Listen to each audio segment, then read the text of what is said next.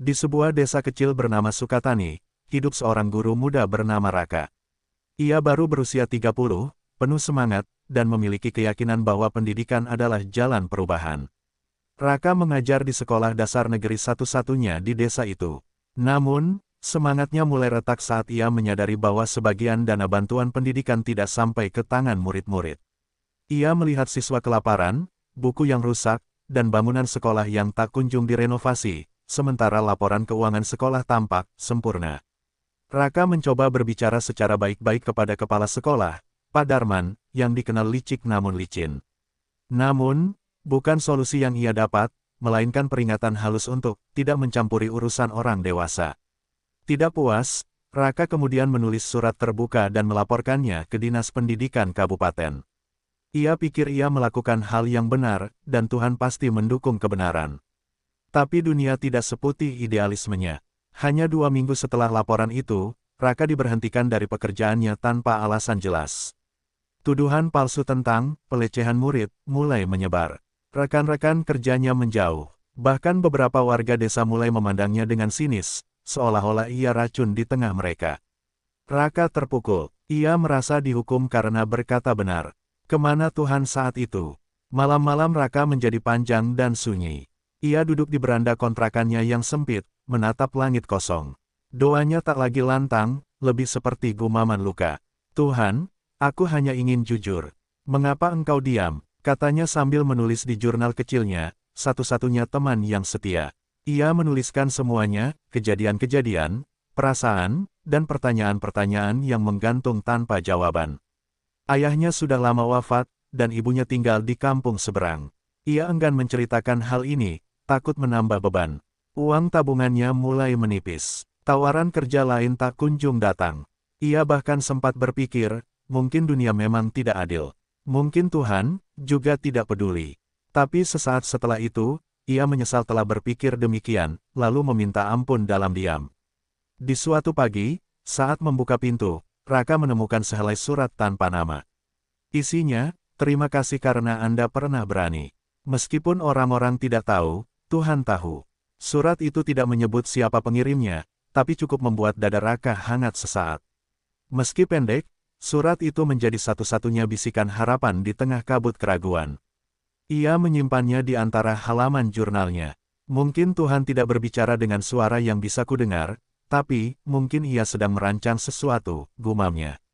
Namun dalam hatinya, masih ada rasa kecewa yang belum sembuh, luka yang belum mengering. Ia tidak tahu bahwa semuanya baru akan dimulai. Di halaman terakhir jurnal malam itu, ia menulis, Tuhan, jika engkau tidak diam, kapan engkau berbicara? Aku masih di sini, menunggu. Tapi jujur, aku mulai lelah. Hari-hari berlalu tanpa kejutan. Raka mencoba bangkit dengan mengajar les privat ke beberapa anak di desa tetangga. Pendapatannya kecil, tapi cukup untuk makan dan membayar kontrakan. Namun, setiap kali ia melihat wajah Pak Darman di spanduk acara pendidikan atau mendengar namanya disebut di radio lokal sebagai pendidik teladan, amarah itu kembali. Ia mulai memikirkan jalan-jalan gelap, menyebar bukti, menjelekkan nama, bahkan menghubungi wartawan untuk membuka aib. Suatu sore, Raka naik angkot menuju kota untuk mengirim surat lamaran. Di perjalanan, seorang pria tua duduk di sampingnya. Rambutnya sudah memutih, wajahnya tampak keras tapi jujur. Mereka berbincang ringan, hingga akhirnya pria itu mengenalkan diri, nama saya Arman. Dulu saya tukang pukul, hidup saya dulu kotor, sekarang saya bersih-bersih masjid. Kalimat itu membuat Raka terdiam. Ia tidak menyangka, mereka turun di halte yang sama. Karena tujuan mereka searah, Arman mengajak Raka minum teh di warung kecil dekat terminal. Di sana, Raka tanpa sadar menumpahkan kekesalannya. Ia cerita semuanya, tentang difitnah, dikhianati, kehilangan pekerjaan, dan bagaimana ia merasa Tuhan hanya menonton.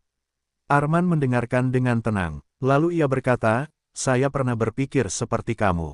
Waktu itu, saya dikhianati oleh orang yang saya bela. Saya balas, dia masuk rumah sakit, saya masuk penjara. Dan tahu apa yang saya pelajari dari balik jeruji? Balas dendam tidak menyembuhkan luka, itu hanya membuat luka baru. Raka menggigit bibir. Hatinya bergejolak. Ia ingin percaya bahwa membalas tidak perlu, tapi pikirannya menolak. Tapi kejahatan itu tetap dibiarkan berjalan, kalau semua diam, apa bedanya kita dengan mereka? Arman tersenyum tipis. Tuhan tidak meminta kita untuk diam. Tapi Tuhan juga tidak menyuruh kita jadi hakim. Ada saatnya kejahatan jatuh karena beratnya sendiri. Tugas kita hanya menjaga agar kita tidak ikut jatuh saat menontonnya. Kalimat itu masuk ke dalam dada Raka seperti air di tanah kering. Untuk pertama kalinya, ia merasa bahwa mungkin membalas bukan jawabannya. Tapi bukan berarti luka itu lenyap. Ia masih ingin melihat keadilan, tapi ia mulai belajar bahwa mungkin keadilan tidak selalu datang dengan cepat. Malam itu, Raka membuka jurnalnya dan menulis. Hari ini aku bertemu seseorang yang pernah berdiri di tempat gelap yang sedang aku pikirkan. Mungkin Tuhan mengirimnya untuk mengingatkanku, bahwa jalan gelap hanya memperpanjang malam. Tapi Tuhan, jika kau tak ingin aku membalas, tunjukkan bahwa kau benar-benar melihat.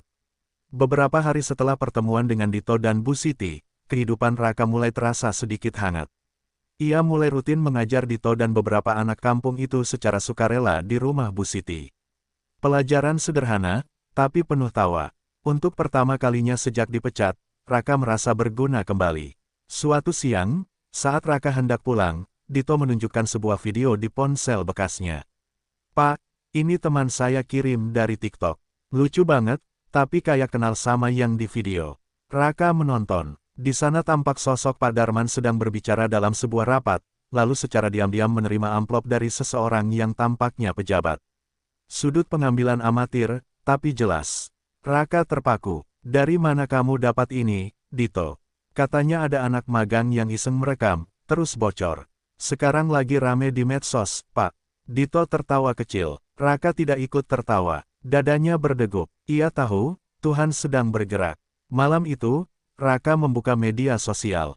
Nama Pak Darman menjadi bahan perbincangan. Beberapa mantan murid dan guru lain mulai berani berbicara. Komentar membanjiri unggahan-unggahan tentang pungutan liar, dana fiktif, manipulasi nilai, hingga ancaman kepada guru-guru jujur. Sebagian menyebutkan nama Raka secara terbuka, membela dan meminta maaf karena pernah diam. Raka hanya bisa menatap layar dengan hati campur aduk. Marah, tidak lagi, lega, mungkin, tapi yang paling kuat terasa adalah takjub. Selama ini ia meminta bukti bahwa Tuhan tidak diam. Dan kini, buktinya meledak di dunia yang bahkan tidak bisa dibungkam oleh kekuasaan kecil bernama kepala sekolah. Keesokan harinya, 2 orang dari Dinas Pendidikan datang ke rumah kontrakan Raka. Mereka menyampaikan bahwa laporan lamanya kini ditindaklanjuti kembali. Mereka meminta keterangan tambahan darinya, dengan nada yang sangat berbeda dari 2 tahun lalu, hormat dan terbuka. Saat mereka pergi, Raka duduk lama di kursi kayunya. Angin sore menyentuh wajahnya lembut, seperti bisikan dari langit. Ia membuka jurnalnya dan menulis. "Tuhan, kali ini suaramu tidak lagi diam." Ia menggema di layar, di komentar, di hati yang dulu takut. "Aku paham sekarang, kebenaran memang butuh waktu, tapi ia tidak pernah mati. Dan kau benar-benar tidak tidur." Hari-hari berlalu cepat setelah video itu viral. Nama Raka mulai diperbincangkan sebagai sosok yang pernah bersuara saat semua orang memilih diam. Beberapa media lokal menulis kisahnya. Meski ia tak berniat jadi pahlawan, kabar tentang dirinya sampai ke telinga orang-orang yang tak pernah ia duga. Suatu pagi, saat sedang menyiapkan alat tulis untuk anak-anak lesnya, ia menerima telepon dari nomor tak dikenal. "Selamat pagi, ini Ibu Meisya dari Kementerian Pendidikan. Apakah ini Pak Raka?" Suaranya lembut tapi tegas. "Kami ingin mengundang Bapak untuk wawancara sebagai kandidat pengajar dalam program pendidikan daerah khusus. Kami membaca laporan lama Anda, dan kami pikir Anda orang yang tepat." Raka nyaris tak percaya. Tawaran itu datang bukan karena ia mengirim lamaran kemana-mana. Justru datang saat ia berhenti mencari. Ia sempat ragu, ini nyata atau hanya simpati sesaat. Tapi Bu Meisya menjelaskan dengan rinci, mereka mencari orang-orang jujur untuk program percontohan baru di kawasan timur Indonesia, dan Raka adalah salah satu nama yang direkomendasikan oleh komunitas guru muda. Beberapa minggu kemudian, Raka diterima secara resmi. Gajinya jauh lebih baik, fasilitas disediakan, dan yang paling membuatnya terharu, ia diberi kebebasan untuk menyusun kurikulum berbasis nilai integritas dan karakter. "Kami ingin murid-murid tahu bahwa kejujuran itu bukan kelemahan," kata Bu Meisya saat menutup wawancara. Saat menerima surat penugasan, Raka menatapnya lama. Ia ingat hari saat ia dipecat tanpa alasan. Ingat malam-malam dingin tanpa kepastian.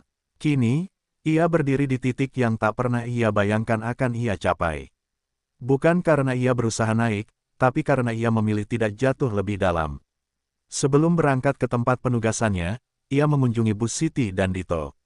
Ia menyerahkan sepeda bekas yang ia perbaiki sendiri, agar Dito bisa berjualan lebih luas. Bu Siti memeluknya lama. Tuhan tidak pernah salah memilih siapa yang dia uji, katanya pelan. Di malam terakhir sebelum berangkat, Raka duduk di depan rumah kontrakannya. Ia membuka jurnalnya, menulis satu kalimat sederhana. Ternyata ketika aku merasa Tuhan menjauh, dia sedang menyiapkan jalan yang bahkan tak terpikir olehku. Dan kini, aku mengerti, balasan Tuhan tidak selalu keras, tapi selalu tepat. 3 bulan sudah Raka menjalani tugas barunya di Nusa Tenggara Timur, di sebuah pulau kecil bernama Tanalangi. Sekolahnya sederhana, sebagian bangunan masih berdinding anyaman bambu, tapi anak-anaknya haus akan ilmu. Raka merasa hidupnya penuh arti. Ia mengajar bukan hanya dengan buku, tapi dengan hati. Dan untuk pertama kalinya dalam waktu yang lama, ia merasa bahagia. Tapi seperti gelombang yang datang saat laut terlihat tenang, ujian itu muncul tiba-tiba. Pada suatu sore, Raka menerima telepon dari tetangga ibunya di kampung. Suaranya panik. Raka, cepat pulang. Ibumu jatuh di dapur. Sekarang di rumah sakit, kondisinya kritis. Telepon itu seolah merobek kenyamanan yang baru saja tumbuh dalam hidupnya. Ia memesan tiket pertama ke kampung. Perjalanan terasa seperti mimpi buruk yang tidak kunjung berakhir. Saat tiba di rumah sakit, ibunya sudah dalam kondisi tidak sadar. Stroke mendadak menyerang. Dokter berkata ada pendarahan di otak. Raka duduk di sisi tempat tidur, menggenggam tangan kurus yang dulu menggenggamnya saat ia jatuh belajar berjalan. Bu, Raka sudah baik-baik. Ibu bangun, ya lihat, Tuhan tidak diam. Seperti yang ibu selalu bilang. Tapi ibunya tak pernah membuka mata lagi. Beberapa hari kemudian, perempuan yang selama ini menjadi tiang doanya, pergi menghadap Tuhan dalam tidur. Raka berdiri diam di pemakaman, tak meneteskan air mata, tapi matanya kosong. Ia merasa hampa. Seluruh perjuangan, pencapaian, dan balasan hidup tak terasa berarti saat satu-satunya orang yang ingin ia bahagiakan, sudah tiada. Setelah pemakaman, Raka pulang ke rumah ibunya. Di lemari kayu tua, ia menemukan sebuah kotak berisi surat-surat dan buku catatan. Di dalamnya, ada halaman-halaman penuh tulisan tangan ibunya, doa-doa untuk Raka. Hampir setiap malam, ibunya menulis harapannya agar Tuhan menjaga anaknya, membimbingnya, menguatkannya saat difitnah, dan membuka jalan bagi kebaikannya. Raka tak kuasa menahan tangis. Selama ini ia merasa Tuhan diam. Tapi ternyata, Tuhan sedang bekerja lewat doa-doa yang tak pernah ia tahu, lewat air mata ibunya yang tak pernah ia lihat. Dan setiap lembaran itu adalah bukti bahwa surga bergerak, walau bumi tidak menyadari. Di malam yang sepi, Raka menulis di jurnalnya. Kadang Tuhan mengabulkan doa lewat luka. Kadang ia menjawab dengan mengambil yang paling kita cintai, agar kita tahu, bahwa kasih-Nya tak hanya terlihat dalam tawa, tapi juga dalam kehilangan. Hari ini aku mengerti, kebaikan-Nya tetap nyata, meski warnanya kelabu. 2 bulan setelah kepergian ibunya, Raka kembali ke Tanalangi. Suasana sekolah menyambutnya hangat, namun dalam hatinya masih tersisa kekosongan. Ia mengajar seperti biasa, tapi kadang, saat kelas bubar dan ruang guru sepi, ia menatap keluar jendela, mencari wajah ibunya di antara pepohonan yang bergoyang. Sore itu, kepala sekolah setempat, Pak Yos, mengundangnya minum teh di rumahnya. Mereka berbicara ringan, hingga akhirnya Pak Yos membuka pembicaraan serius. Raka, ada yang perlu kau tahu. Beberapa bulan lalu, sebelum kamu datang, ada usulan dari kabupaten untuk menunjuk kepala sekolah baru. Tapi warga di sini menolak keras. Mereka ingin guru yang jujur, dan nama kamu disebut oleh salah satu warga yang membaca kisahmu dari internet. Raka terdiam. Ia tak tahu bahwa kisahnya ternyata sudah sampai sejauh itu. Pak Yos melanjutkan, aku akan pensiun tahun ini. Aku ingin sekolah ini dipimpin orang yang benar-benar peduli, bukan cuma numpang jabatan. Ia menatap Raka lekat. Aku ingin kamu menggantikan aku. Raka terkejut, bukan karena tawarannya terlalu besar, tapi karena, di masa lalunya, pernah ada satu doa yang ia ucapkan, berulang-ulang, saat masih menjadi guru muda di Sukatani, Tuhan, jika suatu hari aku diberi kesempatan memimpin, izinkan aku melakukannya dengan jujur dan tak tergoda. Doa itu terucap pada malam-malam penuh luka, lalu ia lupakan sendiri karena merasa tak mungkin. Dan kini, doa itu kembali. Bukan dalam bentuk khayalan, tapi kenyataan yang perlahan datang, tanpa paksaan, tanpa rekayasa. Raka tak langsung menjawab. Ia meminta waktu. Malam itu, ia berjalan sendiri ke bukit kecil di belakang desa, tempat ia biasa duduk saat resah. Ia menatap langit, bintang-bintang berserakan. Tuhan, kau ini aneh, katanya sambil tersenyum tipis. Saat aku ingin, kau diam. Saat aku berhenti meminta, kau beri. Ia membuka jurnalnya, menulis. Mungkin jawaban Tuhan bukan tidak ada. Hanya saja, ia menunggu kita cukup siap untuk menerimanya. Dan mungkin, doa yang tidak dikabulkan saat itu, bukan ditolak. Hanya ditunda, sampai hari ini. Setelah beberapa hari berpikir, Raka akhirnya menerima tawaran sebagai kepala sekolah. Bukan karena ambisi, tapi karena ia tahu, tempat itu butuh pemimpin yang bukan hanya tahu mengajar, tapi juga tahu merasakan. Ia resmi dilantik dalam sebuah upacara sederhana di halaman sekolah, disaksikan murid-murid yang tertawa lepas, guru-guru yang bersahaja, dan masyarakat desa yang setia berdiri di bawah terik matahari. Sebagai kepala sekolah, hal pertama yang ia lakukan bukan membangun gedung atau mengganti seragam. Ia memulai dengan membangun karakter.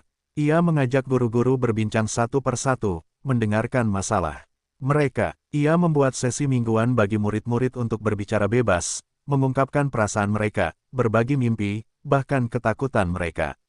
Beberapa bulan kemudian, perubahan mulai terasa. Guru-guru lebih semangat, murid-murid mulai berani bertanya, dan orang tua datang ke sekolah bukan hanya saat rapat tahunan, tapi untuk ikut membersihkan lingkungan atau membantu mengajar keterampilan. Di suatu pagi, seorang guru muda bernama Sinta berkata lirih, "Pak Raka, cara Bapak memimpin, bikin kami ingin jadi lebih baik. Karena kami tahu, Bapak tidak pura-pura." Namun kejutan terbesar datang dari luar desa. Salah satu murid Raka, Lale, gadis pemalu dengan suara lembut, menulis surat kepada Menteri Pendidikan, menceritakan perubahan di sekolahnya. Ia tidak menyangka surat itu akan dibaca. Tapi seminggu kemudian, perwakilan kementerian datang untuk meninjau langsung. Beberapa bulan setelah kunjungan itu, sekolah Raka terpilih sebagai salah satu sekolah inspiratif nasional. Ia bahkan diundang berbicara dalam Forum Pendidikan Nasional di Jakarta. Di depan ratusan orang, Raka berdiri dengan suara bergetar, menceritakan kisahnya, dari difitnah, dipecat, kehilangan ibunya, hingga kembali dipercaya. Yang saya pelajari, katanya di akhir pidato, adalah bahwa kebaikan itu seperti api kecil. Ia terlihat lemah, tapi kalau dijaga, ia bisa menyalakan obor di banyak hati. Dan Tuhan tidak pernah diam. Ia hanya menunggu kita bersedia jadi korek pertama. Saat ia turun dari podium, seseorang menghampirinya. Seorang pria dengan mata basah. "Saya dulu murid Bapak di Sukatani, maaf, dulu saya ikut menjauh waktu semua menuduh Bapak. Tapi sekarang saya guru juga, karena terinspirasi dari apa yang Bapak lakukan dulu." Malamnya, di kamar hotel sederhana tempat ia menginap, Raka menulis di jurnal. "Kebaikan, seperti fitnah, juga bisa menular. Tapi bedanya, kebaikan membangun, bukan merusak. Hari ini aku tahu, balasan Tuhan bukan cuma keadilan, tapi juga keteladanan." Kabar tentang perubahan di sekolah Tanalangi menyebar jauh, dan perlahan, kisah Raka kembali menyeruak ke media. Banyak yang memuji keberaniannya, menyebutnya sebagai guru yang dibuang tapi tumbuh lebih kuat. Namun di balik pujian itu, satu kabar lain mencuat ke permukaan, dan kali ini datang dari kota tempat semua luka bermula, Sukatani. Pak Darman, mantan kepala sekolah yang pernah memfitnah dan memecat Raka, resmi ditetapkan sebagai tersangka dalam kasus penyalahgunaan dana pendidikan. Hasil audit dan bukti-bukti dari laporan lama Raka akhirnya diperiksa ulang. Video yang dulu viral menjadi kunci yang tak terbantahkan. Tak ada lagi yang bisa disembunyikan. Wartawan mulai mencari Raka. Mereka ingin komentarnya. Beberapa stasiun TV menawarkan wawancara eksklusif. "Ini momen pembuktian, Pak Raka," kata salah satu jurnalis muda lewat pesan. "Publik ingin tahu apa Bapak merasa puas. Ingin tahu bagaimana rasanya melihat orang yang menghancurkan Bapak, akhirnya dihancurkan juga." Raka membaca pesan itu lama. lalu menutupnya, dan tak membalas. Ia tidak membenci Darman. Ia tidak menginginkannya hancur. Ia hanya ingin hidupnya tidak dikendalikan oleh luka lama. Dan hari itu, ia menyadari, diamnya bukan lagi karena takut. Tapi karena ia sudah selesai. Di salah satu sore yang tenang, di ruang kepala sekolahnya, Raka duduk sendiri. Ia menulis surat kecil, bukan untuk Darman, bukan untuk media, tapi untuk dirinya sendiri, untuk bagian dirinya yang dulu pernah remuk dan ingin membalas. Keadilan itu bukan ketika musuh jatuh, tapi saat hati kita tak lagi ingin menjatuhkannya. Aku tidak butuh melihat Darman dihukum agar bisa berdamai. Aku hanya perlu melihat diriku, yang hari ini, jauh dari bayangan lemah yang dulu berdiri di depan ruang guru dengan kepala tertunduk. Ia menutup jurnal itu. Dengan tenang, di rak bukunya, terdapat piagam sederhana bertuliskan, pemimpin pendidikan inspiratif tahun ini. Tapi lebih dari itu, dalam hatinya, ada penghargaan yang tak tertulis, ia telah mengalahkan dendam, dan memenangkan dirinya sendiri.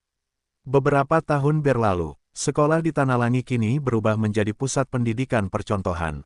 Banyak guru muda dari berbagai daerah datang untuk belajar, melihat langsung bagaimana sistem yang dibangun dari nilai kejujuran dan kepedulian bisa bertahan dalam keterbatasan.